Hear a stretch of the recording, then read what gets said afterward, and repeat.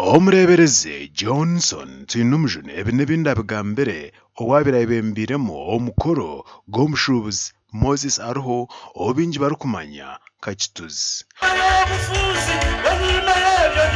Omukoro ogu gube gugenderire no kurundana sente ziri kwika miliyoni 10 zo kumarira ekanisa yabo.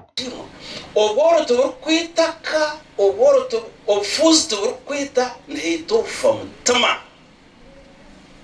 Omwana w'umutima yate tisho ngo watangira oromwana agira ibinyobwa uretse kwaki ondije manyate nkoko uza kureba iziko yaki ebyo kushomana ngo nshuti baragisire koka agiza kuswera yahirwa yaswera nari yaswera hurire batari aba abirakorwaje mazimo kusima mukama kishikire twine kuguma nsima ranga bo kuba nimurungi kandi mbabazize neze biro ibyo nizaburiga ni 18 ebituruhe bingi turuhabwa mukama. Actually na moto yitine gamba for God and my country. Ekindi kunonyera ngo abantu bona nibagendera ahabiba kushumesa wo mudini yabo ukashanye na polisi etine mu Bugamo byanje uko navuze ngonda kuba mutakurire notekwa kugira amazima notekwa ko umwekambi kano tekwa kugira imico kwaruka babitorobi tinyine speech mpango nco twa Izraha ahabo kusima mukama ahabwa okwombeka ekanisa yitu.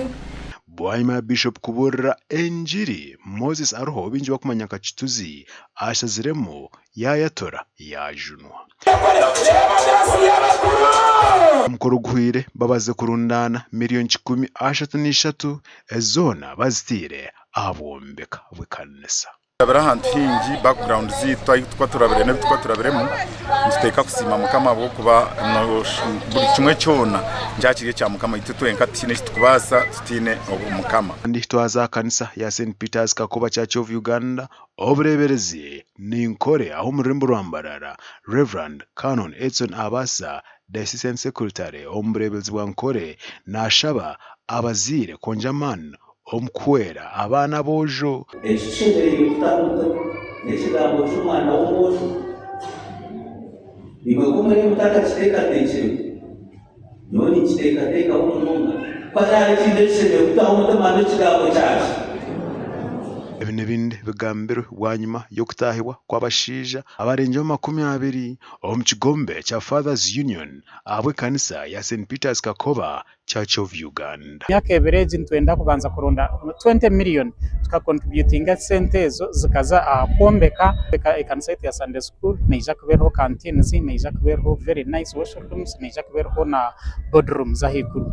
So kuturamare echeka we want to embark on environmental protection twenda kubyara emiti. Abwa TV West ni Senyomo Gideon na Michael atwachire.